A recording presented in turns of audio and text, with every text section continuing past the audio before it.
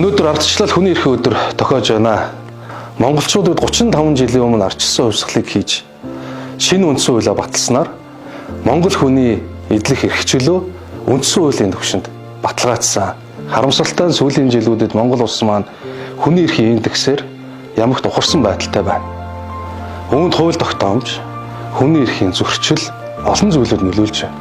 Ийм учраас Монголын төрөөс Монгол хүнийхээ эрх чөлөөг баталгаатай хангахын тулд Монгол хүндээ эрх чөлөөг нийлүүлэхийн тулд хууль эрх зүйн орчныг боловсронгуй болгох шаардлагатай гэж үзэж хууль зүйн дотоод хэргийн сайдын хувьд өөрийн яамны хамт олон залуусын хамтаар өнгөрсөн 4 сар гарын хугацаанд хүний эрхийн багц хуулийг боловсруулж дууслаа.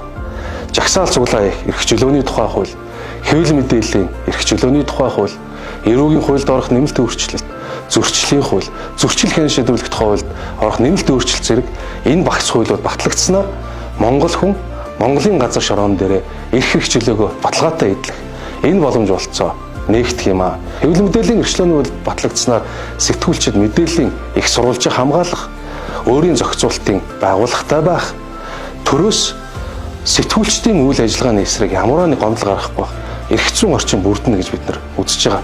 Жагсаал цуглаан их журмын тухай хууль шинжлэгдснээр олон жилийн турш жагсаал цуглаантай холбоотойгоор хүний эрхийн байгууллагуудаас авч ирсэн энэ шүүмжил арилна гэж тооцож байгаа.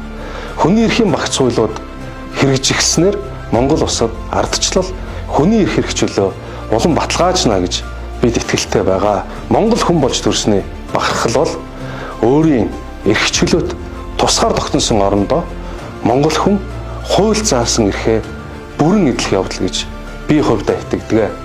Танд ардчлал эрх чөлөөний өдрийн мэндийг өргөн дэвшүүлье.